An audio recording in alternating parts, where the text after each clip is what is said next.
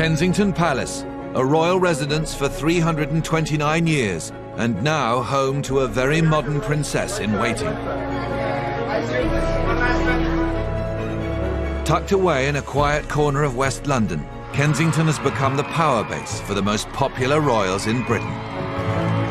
And as the American actress Meghan Markle prepares to join a long line of glamorous princesses who've lived there, her royal education will begin inside its gates. It's where 2 future kings currently live, where one of our longest-serving monarchs was born and raised, and where Hollywood A-listers partied with Princess Margaret.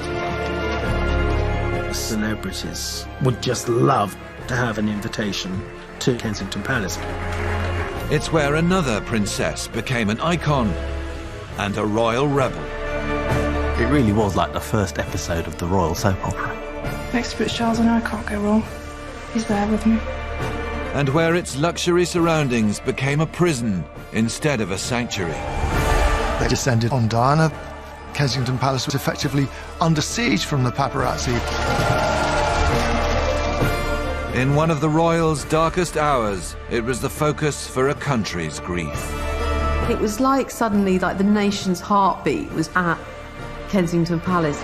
But today, it's the scene of celebrations once again. And as the world's media descend for the wedding of the decade, a tougher, more modern royal is emerging from inside Kensington Palace.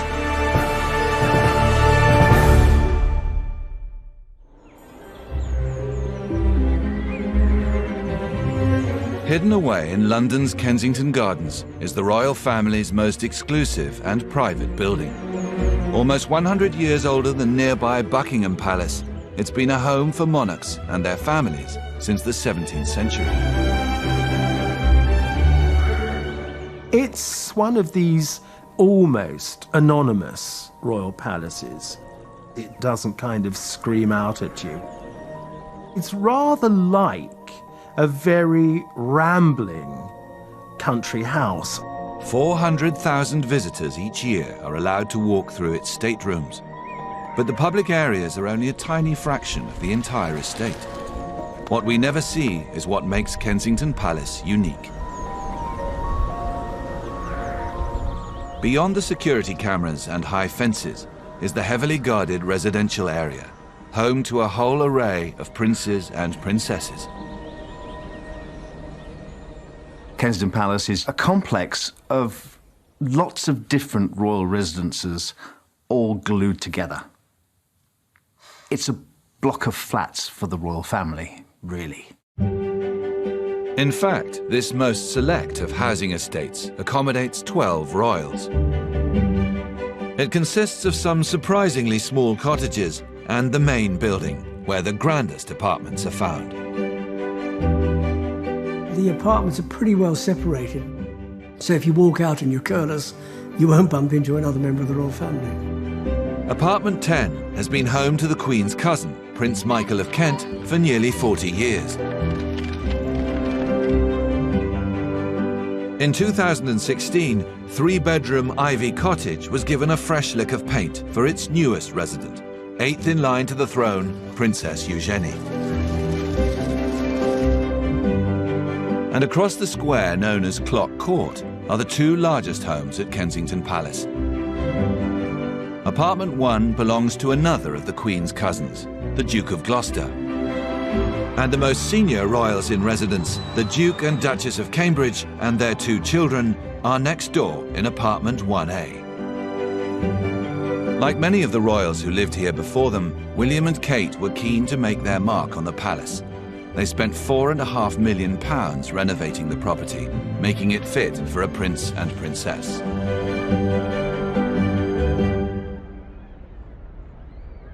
For most of us, an apartment or a flat would be maybe a bedroom or 2 and maybe a living room and some kind of small kitchen. In Kensington Palace, Kate and Will's apartment is 4 stories. There are thousands of pounds worth of rugs. There's a certain level of posh. This is not a normal couple's flat. This is a place that's got 18 sofas in the living room, and it's got bomb-proof windows on the side that faces Kensington Gardens. Finally, One of the smallest and most unassuming properties in the palace, Nottingham Cottage. Since 2012, it's been occupied by William's brother, Prince Harry. Prince Harry lives in Nottingham Cottage, which is a little sort of 2 up, 2 down, bijou little place, which is perfect for a young, single, swinging man about town. It was a starter home, certainly a perfect bachelor pad. It has a very sweet garden, Nottingham Cottage, and one of the first things Prince Harry did was put a hammock in it so he could chill out in the, spring and summer days. And he very much made that apartment his own. But it wouldn't stay a bachelor pad forever.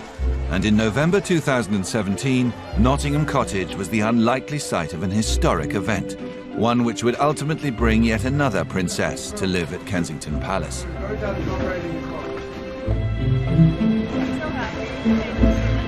It happened a few weeks ago here at our cottage. Just a standard, typical night for us. It's a cosy night. Well, Harry's proposal to Meghan, by his own account, was charmingly romantic. Harry did it in the kitchen, at home, while they were cooking a roast chicken. Just an amazing surprise. It was so sweet and natural and very romantic. He got on one knee. The fact that I fell in love with Meghan so incredibly quickly was a sort of confirmation to me that everything, all the stars were aligned, everything was just perfect. It was this beautiful woman just sort of literally tripped and fell into my life. I fell into her life. Compared to the rest of the royal estate, Harry's small cottage will be a humble start for a princess. We know from Harry being very open about wanting children that a family is on the agenda. And there's a lot of rumour that the Duke and Duchess of Gloucester's apartment, which is apartment 1 at Kensington Palace, will become available. And of course, it's perfectly positioned right next to William and Kate's. They really will be even closer than they are now. Already, Meghan's arrival has brought Hollywood glamour to the centuries-old palace. But not for the first time. In the 1960s, it was also home to one of the world's most stylish women. It was indeed a glittering occasion, and Londoners were there in great strength to see the arrival of the Princess Margaret. Princess Margaret was bigger than Diana in her day. Whatever she wore was copied. There were perfumes named after her and the lipsticks. Whatever she did made the front pages. Princess Margaret also made headlines with her choice of husband, trendy up-and-coming society photographer Anthony Armstrong-Jones. Everybody was extraordinarily surprised. Here she is, marrying a photographer. He'd been to Eton and all that, but he was not the expected match. After their wedding, the Queen gave this glamorous couple the keys to a grand London property in the royal estate, ushering in the beginnings of a new era for apartment 1A and the whole of Kensington Palace.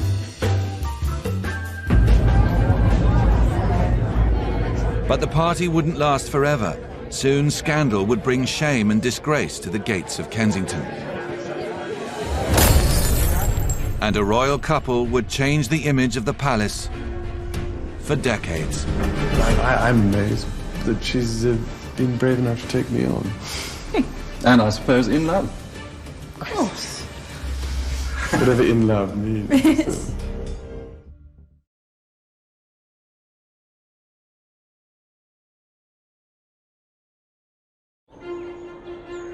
Kensington Palace, a spectacular royal housing estate and ground zero for a 21st century royal revolution. Most notably home to the third and fourth generations of the House of Windsor. The most popular royals in Britain are about to be joined by the newest of a long line of princesses based at Kensington Palace, Prince Harry's fiancée, Meghan Markle.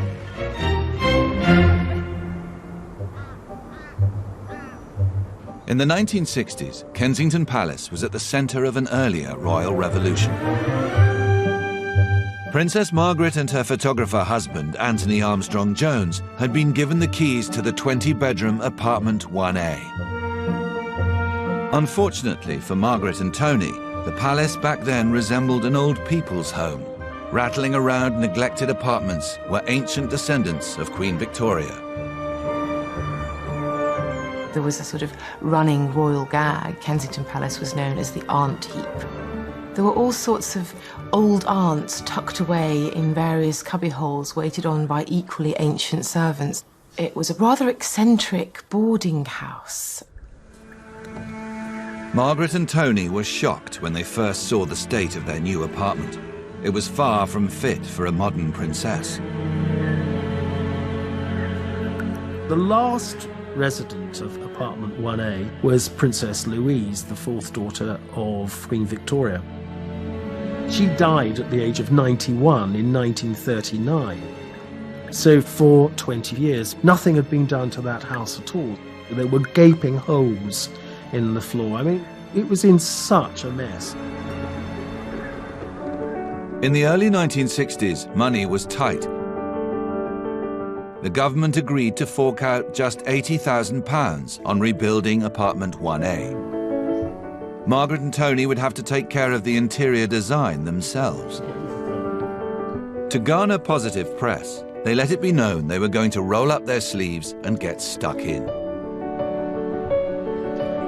There were a pair of mahogany doors that divided the drawing room and the dining room, and Tony did those with the help of Margaret. They varnished them and all the rest of it in a bid to keep the cost down.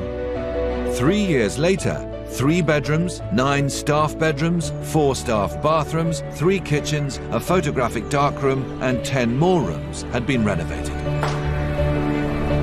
With the arrival of the couple's children, David and Sarah, day and night nurseries were also installed.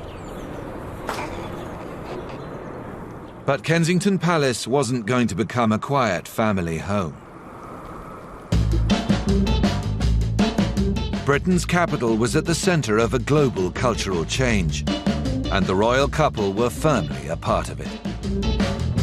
Swinging London, by golly, did it swing when it swung. And at the apex of swinging London were Princess Margaret and Tony. They were invited to every premiere and party. But the hottest ticket in town was an invite back to Kensington Palace. They had parties with all the A-list people around. Rudolph Nureyev, Margot Fontaine, Frank Sinatra, Elizabeth Taylor, Peter Sellers and Britt Ekland. Anybody who was anybody would just love dying to have an invitation to Kensington Palace.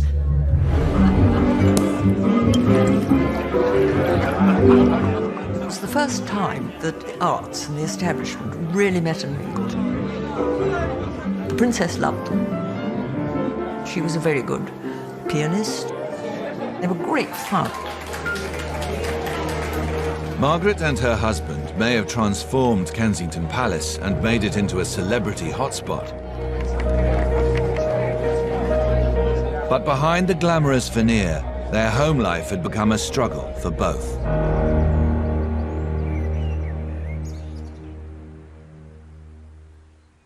From the start, the arrival of a working photographer into the royal household had caused resistance.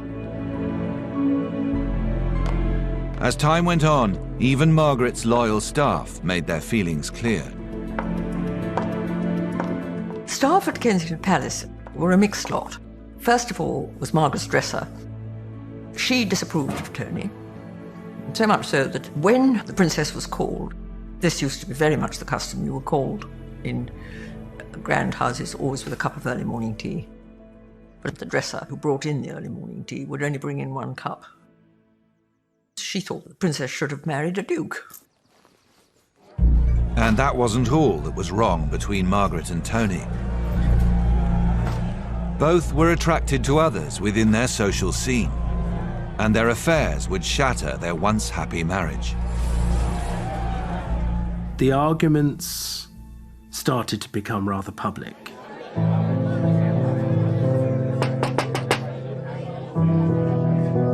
There was one occasion when she wanted to leave, he didn't.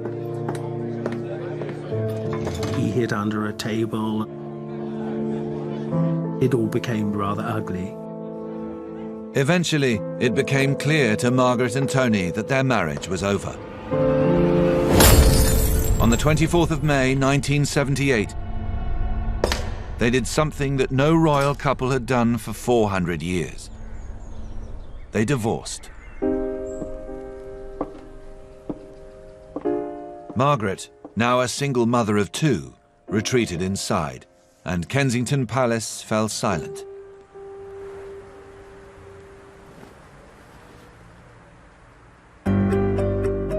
Princess Margaret was only the latest in a long line of royals to experience heartbreak at Kensington Palace.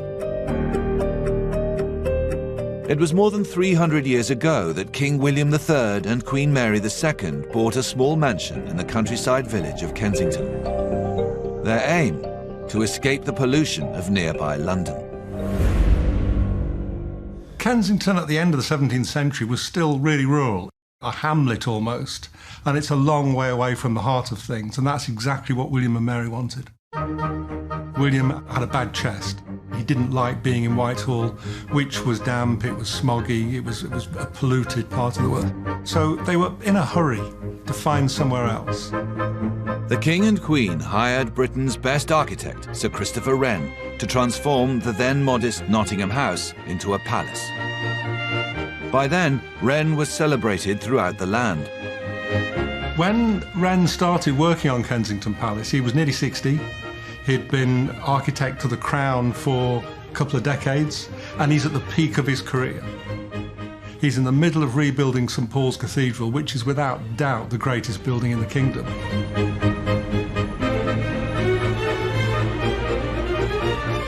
He's the arbiter of taste in 17th century England. With William's health suffering in London, the King and Queen wanted the palace completed as soon as possible.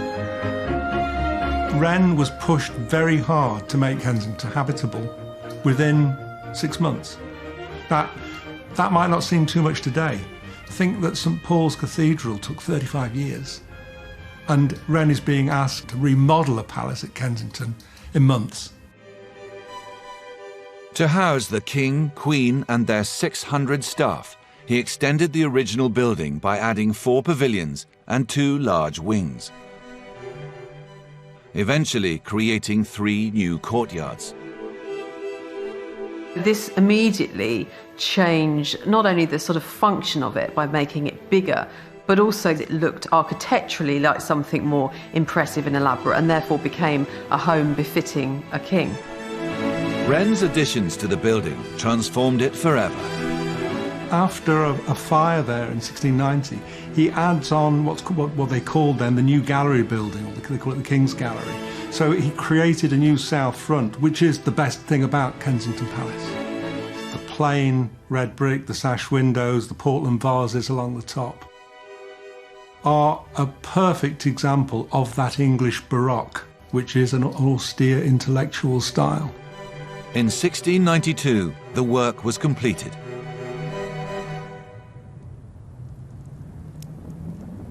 But just 2 years later, tragedy struck the very first residence. Queen Mary had caught smallpox.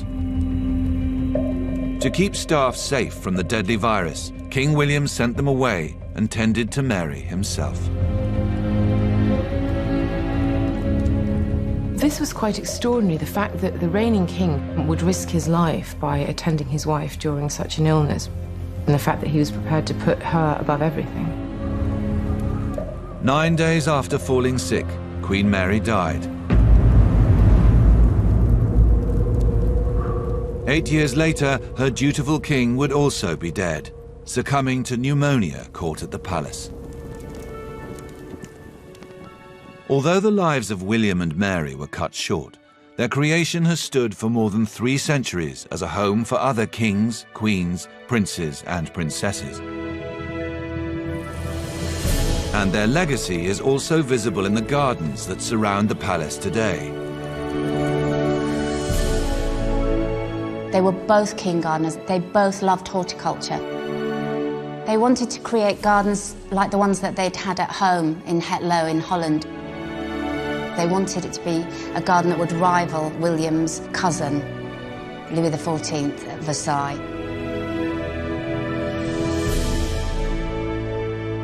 Kensington Palace gardens still hold many little-known secrets. And it's not just royalty who have enjoyed a stroll along its paths. J.M. Barrie, who wrote Peter Pan, had a long love affair with Kensington Gardens. On the north side of the palace are two stones, said by Barrie in his world-famous series of Peter Pan books to be gravestones. He said that these were children who'd been locked into the park at night and then died of cold, and that it was actually Peter who decided to bury them together so that they wouldn't be lonely anymore. That was the story J.M. Barrie told, but actually they're boundary markers. Peter Pan was written just 3 years after the death of one of Kensington's most famous residents, Queen Victoria. When Victoria was born in May 1819, the palace was a far cry from the grand, impressive home it once was. In fact, it was falling apart. The palace had really fallen into disrepair because Victoria's various wicked, drunken uncles had practically bankrupted the monarchy. When her mother asked her what she wanted for her birthday, she asked to have the windows cleaned. But young Victoria's greatest problem wasn't dirty windows. It was the plan hatched by her controlling mother, Princess Victoria of Saxe-Coburg-Saalfeld, also known as the Duchess of Kent. It was all about control and keeping her own position and securing her own future by making sure that her daughter, the heir to the throne, was entirely dependent on her. The palace gave its name to a strict set of rules the Duchess imposed on Victoria. It became known as the Kensington system, and it was ruthlessly enforced by the Duchess and her most senior staff. You've got an ambitious Duchess of Kent who wanted to be the power behind the throne of the young Queen Victoria when she succeeded her uncle William IV. The Kensington system meant that in the public eye, the Duchess and her daughter were to be absolutely inseparable. Victoria wasn't allowed to walk downstairs on her own. She wasn't allowed to sleep alone. The Duchess designed the system to make Victoria rely on her totally. She hoped that when the young princess became queen, she could continue to control her. But her plan ended in disaster. It drove a wedge between mother and daughter. And more than 100 years later, another princess would face her own battle for control at Kensington Palace. There was no sign of the Princess of Wales this morning. She appears to be keeping a low profile. Life for Diana inside Kensington Palace was very much that of an open prison.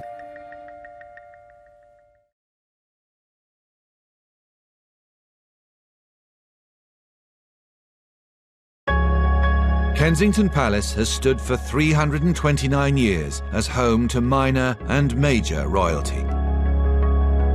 In the 19th century, it also lent its name to a strict method of royal child rearing, which became known as the Kensington system. The thinking behind the Kensington system was that the Duchess of Kent exerted influence over the young Victoria. It cannot be denied that the Duchess of Kent was ambitious. But if she was ambitious for herself, she was even more ambitious for her daughter. And this was in preparation for Victoria becoming queen. In 1837, after 18 years of living under the system, Victoria was woken to be told her uncle was dead and she was now queen. Finally, it was the moment Victoria's mother hoped she would seize control as the power behind her daughter.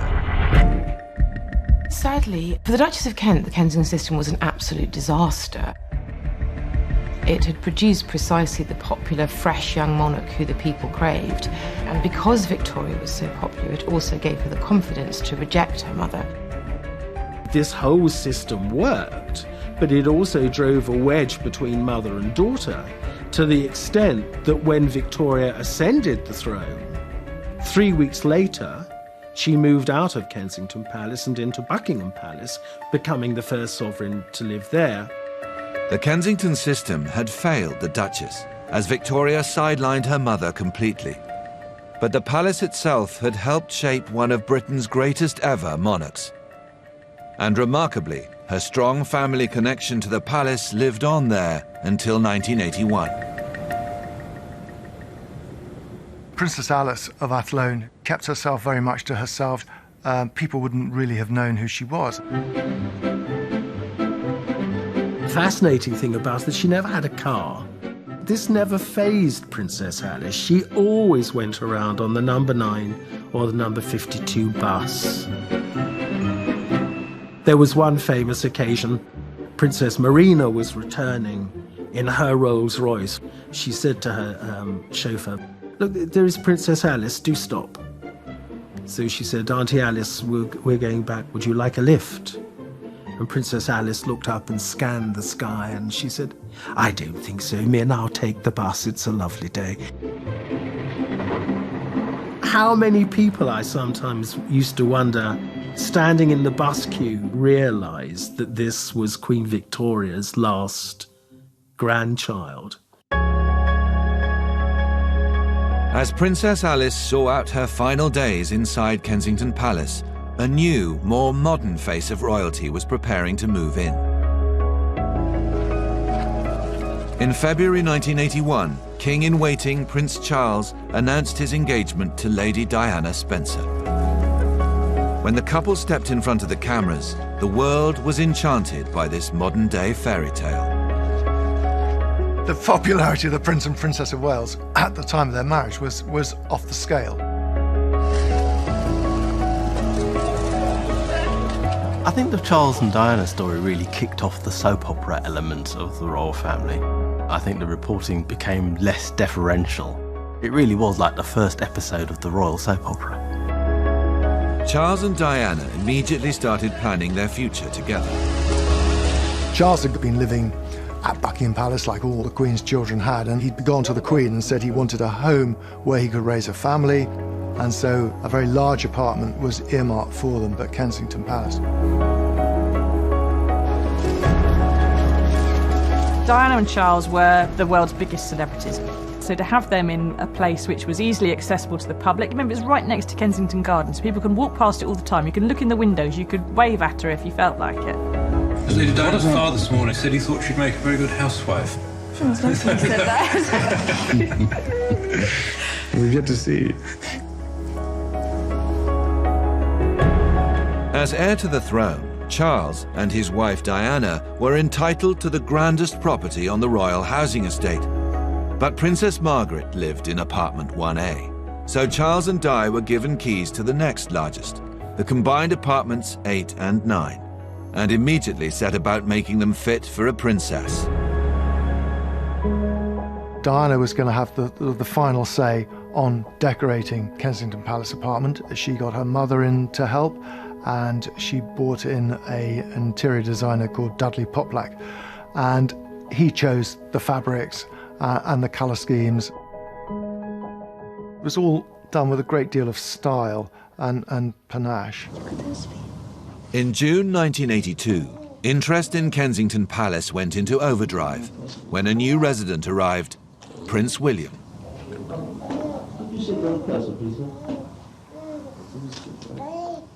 It was a joyful moment, but just 4 weeks after William's birth, peaceful family life was dramatically shattered when a terror attack rocked the Wales's apartment. The bomb went off, 2 soldiers killed along with 7 horses. The effect was devastating. The IRA blew up a detachment of guardsmen, still etched on the memory. Dead horses, dead guardsmen. Horrifying. This was the latest IRA terror atrocity on British streets. The bomb was designed to kill as many as possible and was packed around with nails.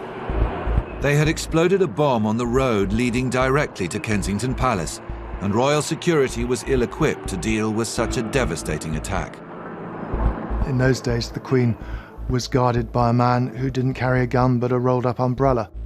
And the security at Kensington Palace was so lax that if they were sent a padded envelope, one of the members of staff would be told to throw the envelope against the wall and quickly shut the door. And that was their way of testing to see if there was a bomb inside.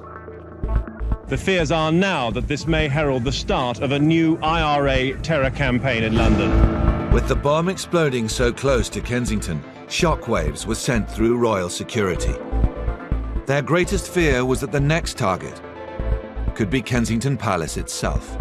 Everybody in public life was a potential candidate for assassination.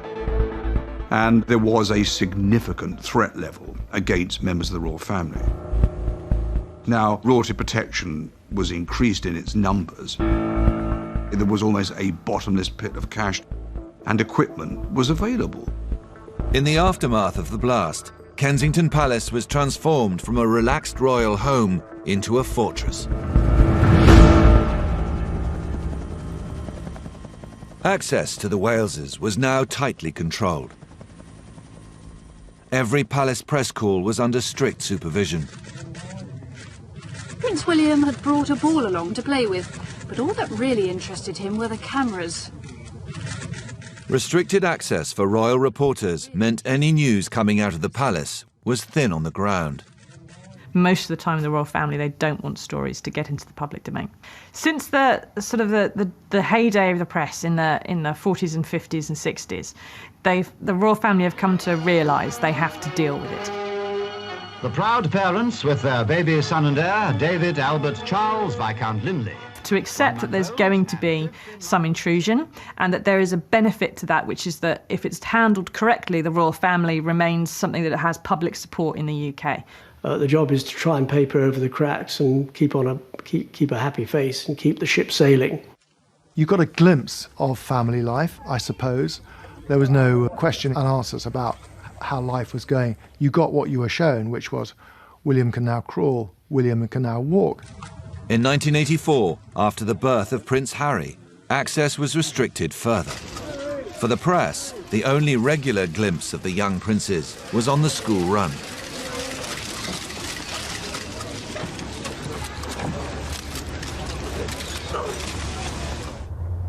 Kensington Palace for the young boys became an important sanctuary. William and Harry loved their times at Kensington Palace. You'd often see a little rifle come round the corner, followed by Prince Harry wearing the latest para uniform that he'd been given. And they used to like hosepipe fights when they were washing the cars. They'd go watch the helicopters, and there was always an unwilling detective cajoled into a fight. My room was very close to the nursery, and there was this sort of continual movement of young children, bored with their nanny. And I remember Harry knocking on my door one day and saying, "Ken, I'm bored." So I gave him a radio and said, "Look, go and see the chauffeur."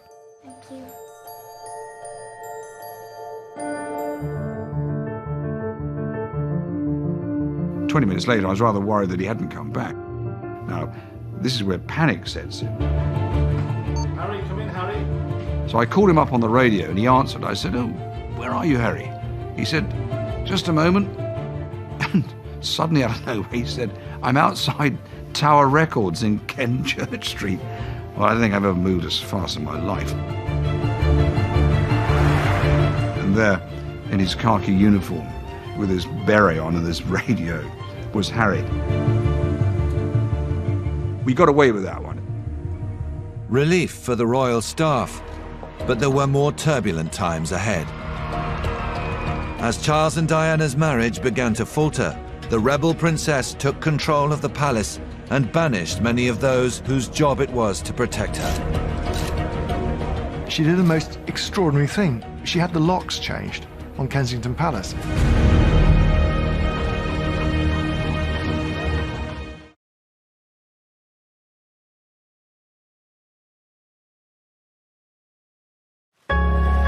Kensington Palace, soon to be home to a new princess, Prince Harry's American fiancée, Meghan Markle.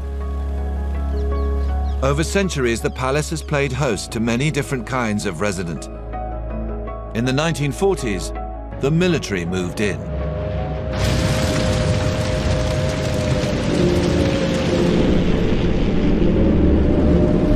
During World War II, the capital was rocked by German bombing raids. Kensington Palace was shut down. Its royals evacuated to the countryside, and it was converted into a heavy artillery base. There were anti-aircraft guns at the palace, there were the barracks behind, and there was a detachment of Royal Air Force. So it was quite a heavily garrisoned area. On the 4th of October 1940, as London burned, Kensington Palace was nearly wiped out. An incendiary bomb ignited, setting the palace on fire. It was the first of many hits the palace took, and by the end of the war, large parts lay in ruins. In 1945, London began its rebuilding, but work wouldn't start on the palace for another 11 years. There was a sense that the royals couldn't jump the queue or be seen to kind of get their own house in order before everybody else. And so it did take time to bring about the repairs, but that was seen as very much the right thing to do. But could Kensington Palace have a secret wartime past? Historians like Helen Fry believe that it does, and that it served as more than just an artillery base during the war. There's an area behind Kensington Palace, the paddock, that George VI signed off permission for the War Office to use the north end of the paddock for special purposes. This secret request for the palace's land came on behalf of a little-known department of military intelligence known as MI-19. This covert group was responsible for the detention of German prisoners of war on British soil. MI-19 also seized control of 3 grand houses next to the palace. The houses became known as the London Cage. Cage is like a slang for interrogation quarters, and it was there that over 3,000 German prisoners of war and high-ranking Nazi war criminals were interrogated.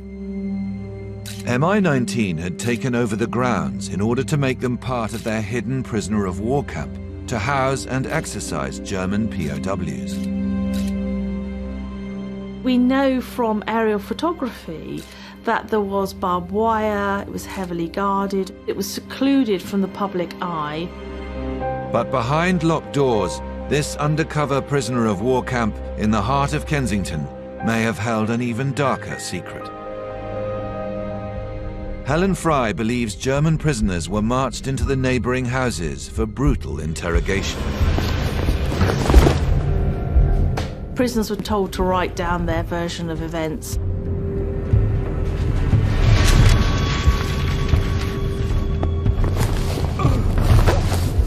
If a prisoner was really uncooperative, he'd be taken down into the basement hooded.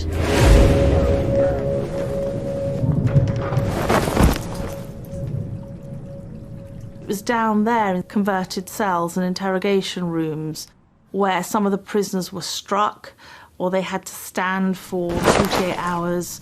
Some were starved. There was bright light treatment, like a Soviet-style prison. Pretty horrific.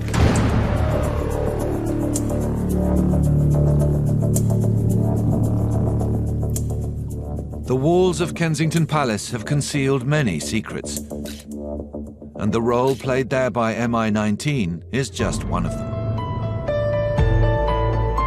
In the early 90s, its most famous residents were leading double lives.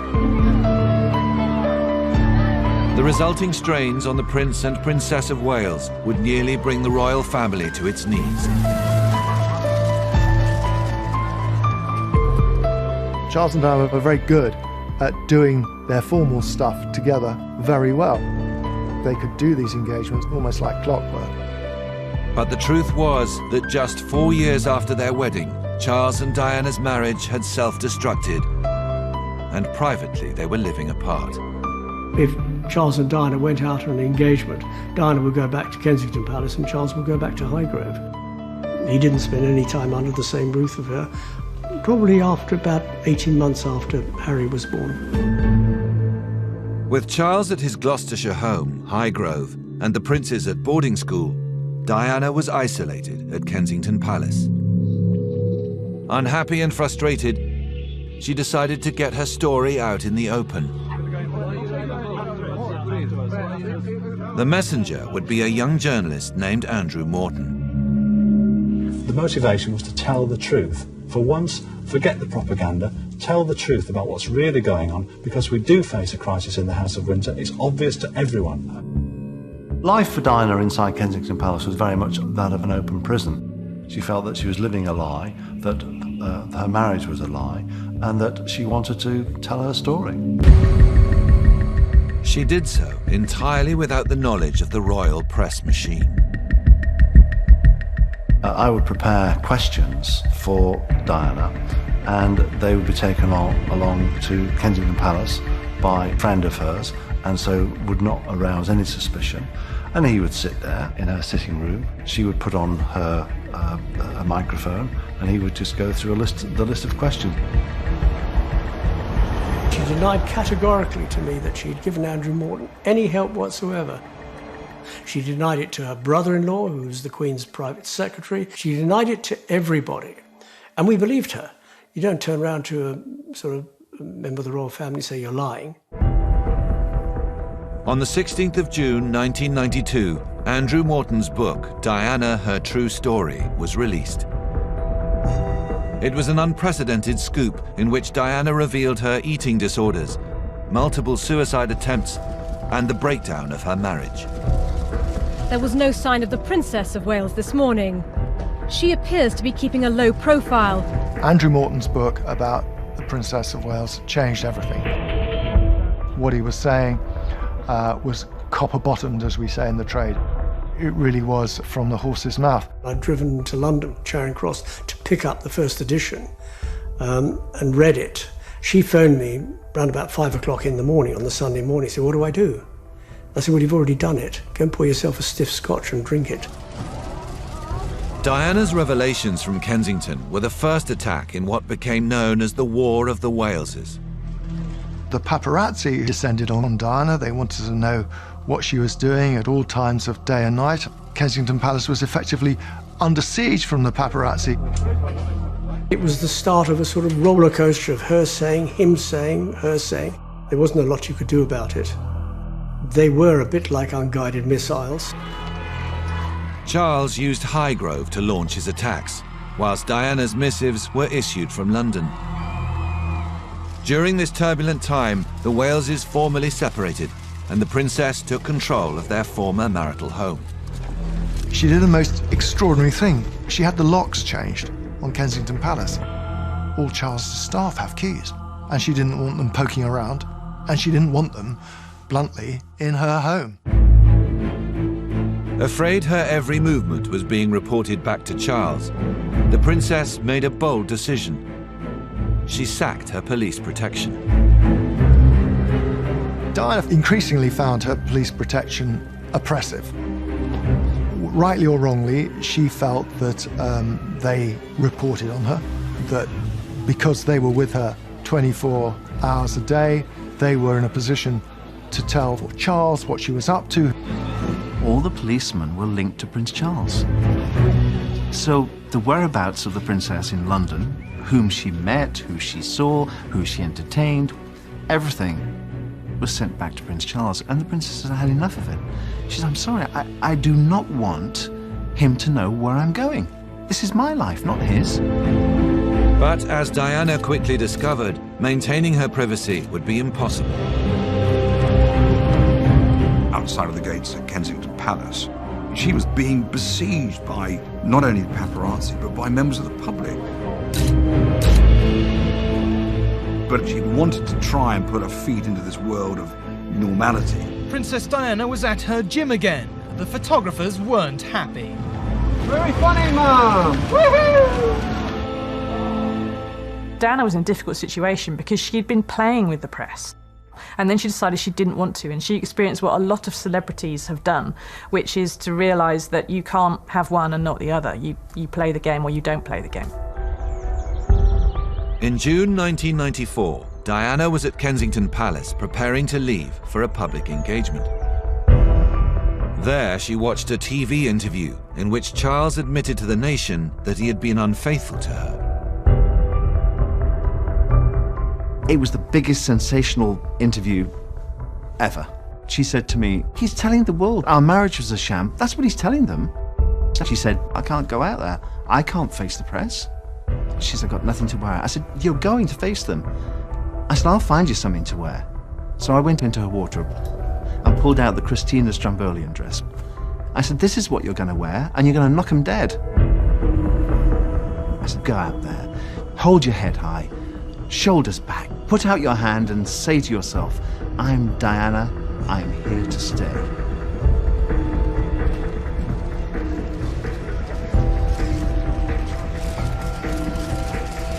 She did it. She did it.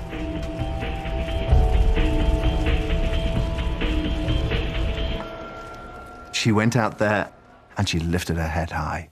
Good girl. November 1995, a year after Charles's tell-all interview, a van arrived at Kensington Palace. Inside were two men claiming to be hi-fi salesmen. Princess Diana was expecting them. The next morning, I arrive and I noticed the furniture's been moved. I noticed these things. Why is that settee like that? Why is that table there? I thought, this is very strange. And the whole country stopped. They all took a deep breath and they sat in front of their TVs and watched Panorama. From Diana's drawing room at Kensington, the War of the Waleses had gone nuclear. 23 million people watched Diana blow the lid off life at Kensington Palace, blaming Charles's affair with Camilla for the downfall of their marriage and admitting her own infidelities. It did exactly what she wanted to do. There were three of us in this marriage, and the thing, it was brilliant. It's a fantastic bit of PR. And it was PR she had masterminded by herself. They did the interview in secret. No one knew about it. No one. Not her private secretary, none of her staff, nobody. She was totally alone inside the palace with the crew. It's quite hard to think of anything comparable to the Panorama interview. Henry VIII getting rid of most of his wives would have counted had there been a popular press in his day. It certainly destroyed the image of the royal family. Yes, you can read something and the book goes down on a table, it goes into the bookshelves and you forget about it and you read another book. But the visual impact of a broadcast is second to none. The fallout from the interview was huge. A month after Diana's TV appearance, the princess received a letter from the Queen. This wasn't a letter offering advice. This was an instruction. This was the Queen being the Queen. I have taken advice from my Prime Minister and the Archbishop of Canterbury, and we both feel that it is in the country's best interest if you and Charles were divorced. That's how it read. She was devastated. On the 28th of August, 1996, the Wales' marriage was formally dissolved. But the drama wasn't over. Soon, Kensington Palace would witness the death of two princesses. One triggered an extraordinary event in British history. Thank you so much. The other would result in the keys being passed to a new generation of royals.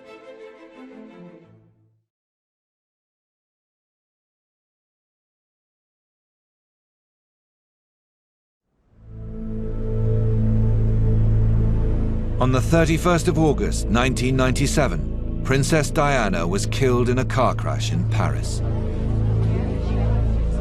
Kensington Palace her home for the previous 16 years became a focus for the nation's grief. Royal tribute started arriving about 5 o'clock in the morning. Now, I lived up at Kensington Palace, and when I went home that night, I walked into Kensington Gardens to have a look, and there was a buzz of people. And there were night candles burning all over the place, and there was already a carpet of flowers. Every hour, the floral tributes grew. Soon, they were 1.5 meters deep, covering the palace gates. By the end of the week, there was a lake of flowers. People might go home for a bit, and then they were coming back again. I mean, I saw the same people. What had started here with a few bouquets laid at the palace gates has transformed itself into the world's most powerful visual display, expressing grief. I remember sitting inside Kensington Palace, and the smell of lilies and flowers coming into the apartment, it was overwhelming. And I thought, my goodness, that was all she ever wanted in her life, was to be told, you're loved. And today the crowds were still flooding in. Critics sort of described it as this kind of mass hysteria. This is the centre of London, and people are just stopping and sobbing.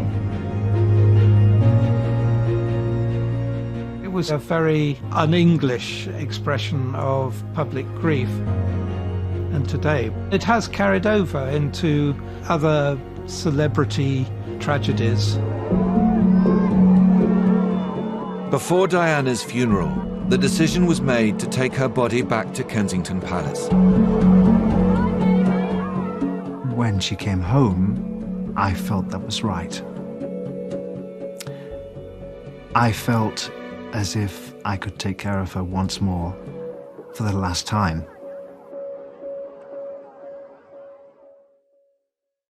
I put one hand on the coffin, and I felt as if her presence was in that room. So I had an address book to read. A. Attenborough. I said, do you remember that day when he flew you in a helicopter? Adams, Brian Adams, remember him? Oh, well. Do you remember what he said to you that night? Well, I can't repeat that, but... It was a journey through the princess's life, right down to X, Y, and Z.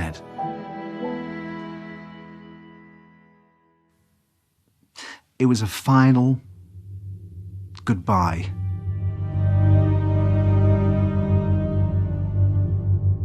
On the morning of the funeral, Princes William and Harry were taken to see the flower memorials and to meet well-wishers.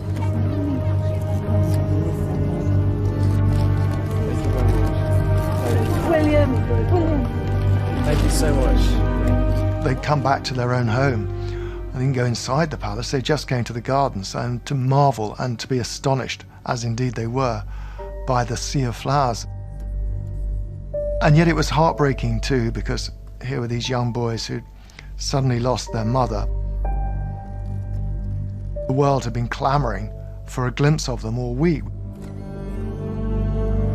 There's a saying in royal circles, you don't wear private grief on a public sleeve. And by goodness, they show that. They were probably hurting inside, but they talked to people, they smiled at people, they thanked them for remembering their mother. Whether it met their desire to know that the public was sharing their grief, or whether it was an appalling intrusion into their grief, perhaps only they can say. After the funeral, Princes William and Harry left their beloved childhood home with all of its memories to live with their father at Highgrove. It would be another 14 years before they would be back living at Kensington Palace. Diana's apartment was stripped. Every single possession, every coat hanger, every light bulb, every light fitting, the carpets, the underfelt, everything. It became a more sadder building for it. In the aftermath, Charles proposed radical plans to transform Kensington Palace. Charles's view was that Kensington Palace should be emptied of all the royal relatives, and it should become a permanent home for the royal collection of arts, antiques and other treasures. But the plans never came to fruition. Did the Queen oppose the move? If so, that would explain why her relatives were allowed to stay.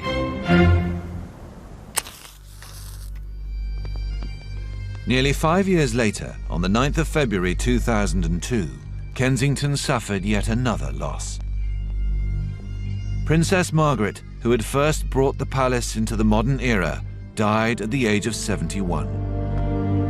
In the enclosed area of Clock Court, all the windows had candles, and members of the household staff also stood outside with candles as the princess's coffin left Clock Court. Margaret's apartment 1A became another empty home at Kensington, and would remain so for more than a decade.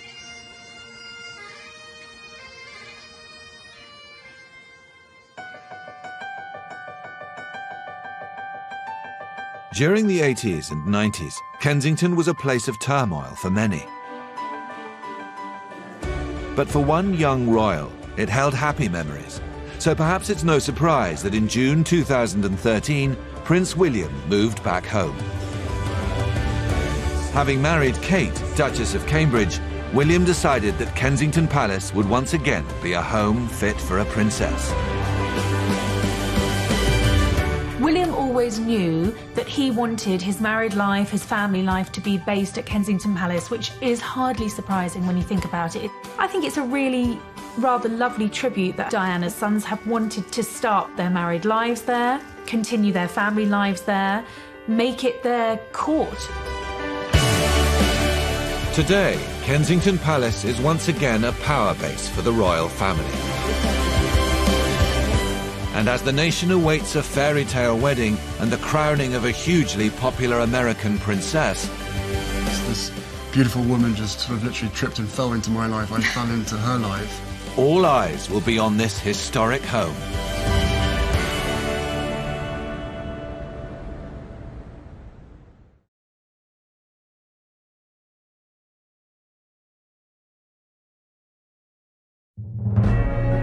For more than 3 centuries, Kensington Palace has been home to members of the royal family. It was built by Britain's greatest architect to be fit for the King and Queen. And for the first 100 years of its life, it was the favoured residence for the monarch of the day. But when Victoria was crowned and left for Buckingham Palace, it would be more than 100 years before a senior royal lived there again.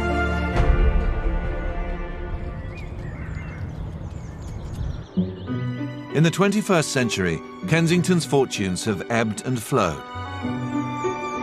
And now this exclusive building is once again at the heart of the monarchy's future. It's finally actually home to the 2 generations in William and George, who are going to one day be the core of the royal family and carry the monarchy on. And that's a huge step up for Kensington Palace to be that important. The reinvention of the palace began with a multi-million-pound refurbishment and continued with a memorial exhibition. Even 20 years after Princess Diana's death, there is still a huge interest in the princess. Of course it was. She was the most famous person in the world. In May 2017, a set of Diana's most famous dresses were put on public display near the Memorial Garden. Hundreds of thousands of visitors have queued to see them. Everywhere you turned, there was a memory of Diana. That was the dress that she danced with Travolta in. You know, that was her wedding dress. For me, it was really a great pleasure to dress Diana. One of my favourite dresses that I made for the princess has to be the little blue dress. It was a silk georgette dress with tiny bugle beads. It was very low on the décolletage and it was very high on the knee length. She loved trying on new clothes and she got really excited, which in turn excited me too. And of course, you know, there was always the big reveal when she would actually appear in front of public wearing your dress. What an impact she's making, as usual. Far from simply being a museum to their mother, the brothers have ensured that Kensington Palace is firmly positioned on a global stage. It's here that William and Harry have welcomed some of the world's most powerful people, including, in 2016, the Obamas. This is the leader of the free world, the President of the United States, coming to Kensington Palace for supper with the Cambridges, the #1 glamour couple in the world. I think both sides were reflecting in each other's glory, if you like. It was a good photo call for America, and it was a very good photo call for Great Britain. When the former president and First Lady were taken inside, we were offered a rare glimpse of life behind the doors of this hidden home. People have this idea of what a palace must be like, but it's not like that. Kensington Palace is a real home. It was actually the first time that we got to see inside Kensington Palace after this incredibly expensive refurbishment, and actually very charmingly got to see Kate interact with George. There's a lovely picture of her crouching down while George is on a rocking horse, and he's obviously ready for bed in his pyjamas and his dressing gown. But the publication of photos of the royal children was criticised by some. If you spend a lot of time arguing that your child's privacy shouldn't be invaded, then publishing a photograph of them in a dressing gown in their own private home, are you sure you want to do this? The photo call was an early example of the young royals taking charge of their media relations. After witnessing their mother's fraught relationship with the press, William and Harry have been keen to manage their own in a different way. It's inarguable that the way the press behaved with Diana and Diana behaved with the press has influenced William and Harry's attitudes towards the media. Kensington Palace tweeted earlier that they'd also like to thank everyone for their warm wishes.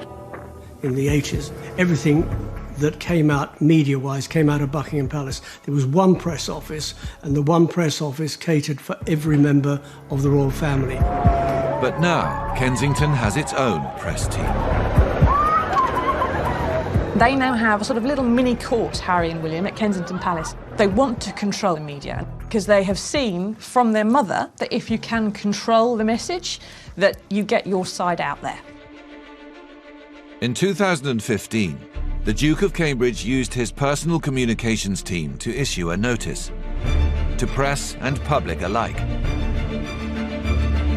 Prince William put out a statement asking for more privacy and detailing some of the things that photographers had done in order to get photographs of his children.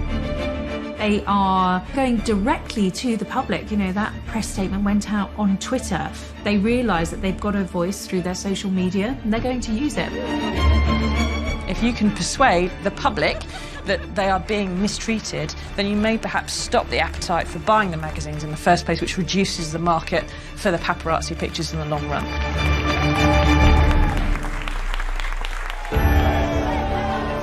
With Harry's American fiancée, Meghan Markle, about to join the newest royal court, media interest in Kensington Palace and the royals is higher than at any time since Diana.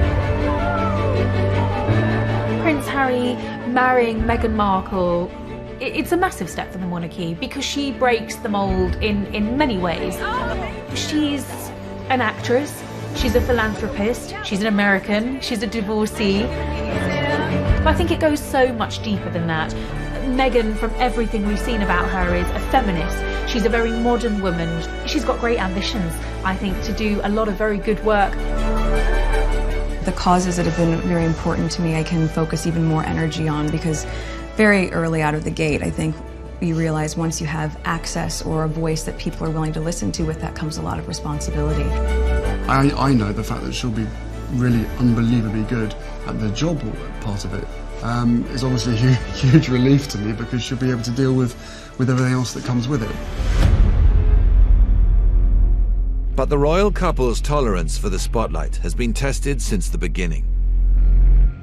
Just a week after news of Harry's relationship broke, the Kensington Palace media machine rolled into action again in an attempt to bring the press and, unusually, social media into line. Prince Harry put a statement out saying that he was very unhappy about the reporting of his relationship with the American actress Meghan Markle, saying that he felt some of it was racist. When Harry put out his statement about Meghan, it worked to change the public mood because it was so angry. Had it gone through the Buckingham Palace press office, and the Queen probably wouldn't have been allowed to go out because it went through his own office in Kensington Palace, he was able to express his opinion. I think both of us were totally surprised by the reaction after the first 5-6 months of when we had to ourselves. While the nation waits for the wedding of the decade, for now, a truce holds between the British press and the royals of Kensington Palace. Harry and Meghan will start life as a married couple at Kensington Palace, and I think it's going to be a very, very exciting place to watch. You've got two gloriously glamorous royal couples, two beautiful royal children, more on the way. Everything's gone full circle, and William and Harry have both returned to a place which they loved very much. Their childhood memories are built at Kensington Palace, and now they're giving those memories, well, certainly William he's giving those memories to his own children. I think you're going to see a very close bond between these four royals. They've been dubbed the Fab Four, and it's a very exciting time. More than 3 centuries after its construction, this grand royal building is now firmly back at the forefront of royal life. With a new generation in residence and its importance and influence set to become even bigger, Britain's most popular royals have come together to ensure that Kensington Palace is once again fit for a princess.